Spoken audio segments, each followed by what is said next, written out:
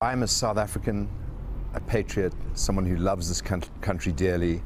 I was born very lucky, and I've had many opportunities in life that most people haven't had. But my passion now in this part of my life is for my country and to do as much as I can for the best of all the people in this country and South Africa. Now, in your capacity as a businessman, you've been trying to pursue, or you're looking to pursue, buying a number of regional airports that would be basically having a part of the pie of ACSA. And we understand, because we haven't spoken to you firsthand before, we understand that there was a conversation with the Transport Minister, Fikile Mbalula, but your approach was rejected. And then we also learned that you were looking to approach the Minister of Public Enterprises, Gwede. Where are you in your engagements with government so far on that issue? So Nick Ferguson and I bought an airport called Hersov outside of Cape Town, renamed it Cape Winelands Airport, and we've got very big plans, development plans for that airport. Cape Town's one of the few big cities in the world that doesn't have a second airport and is surrounded mostly by ocean. So planes that fly down to Cape Town, if there's mist or fog, have to divert to George in PE or Bloemfontein if they're local flights, or all the way to Durban or Johannesburg if they're international flights, and have to carry a lot of fuel. So we've got to understand aviation, and in my past I've lost a lot of money and made a lot of money in aviation. So I know the aviation side, and Nick really knows the real estate development side. And the more we've got to learn about aviation, the more we like it from an airport standpoint. And we've had very good discussions with the PIC. We had very early and good discussions with Fikile and Mbalula. To his credit, I was quite rude about him in my first speech, and he picked up the phone and said, "I believe you've got grievances, let's meet." So shout out to him. But we had very good discussions with him, and then in the process got to know ACSA. And in looking at ACSA, we realized that there's no way we could bid for the Johannesburg, Durban and Cape Town airports. They are national airports. But the regional airports, the 6 regional airports like George and PE and Uppington, are underinvested, unloved and underutilized. And we think there's a real opportunity to improve them, put a lot of money in, invest and improve them, because we really see airports more than just airports, but aero and logistics hubs. So in practice, if you were to get over that hurdle with government, with the regulators and so on, how would you transform those airports? And just to speak to your vision about them being beyond just airports, what would they look like?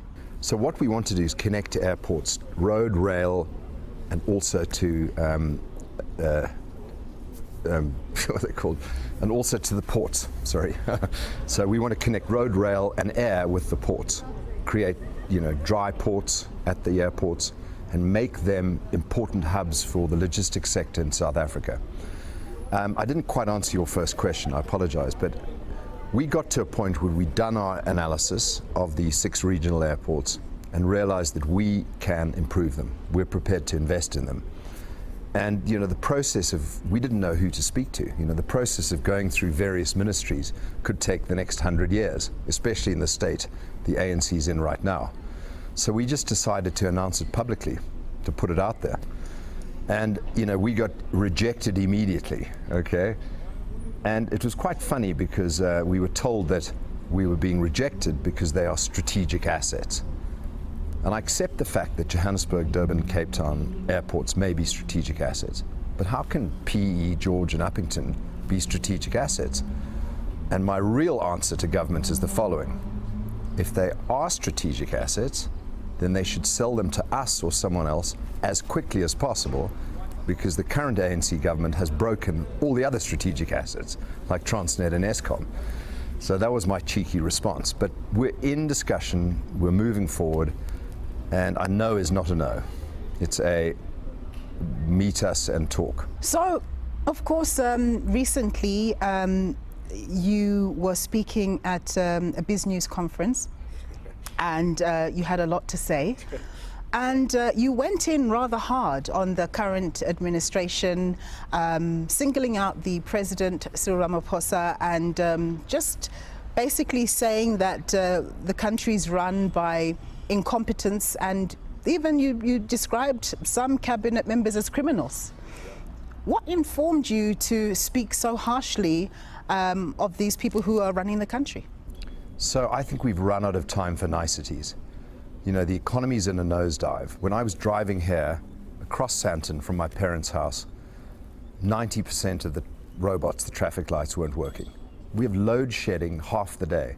Our economy is collapsing. You know, flying in this country is hugely expensive now. So people who used to be able to fly are struggling to afford to fly. You can't get electricity. So children, when the sun goes down, can't study.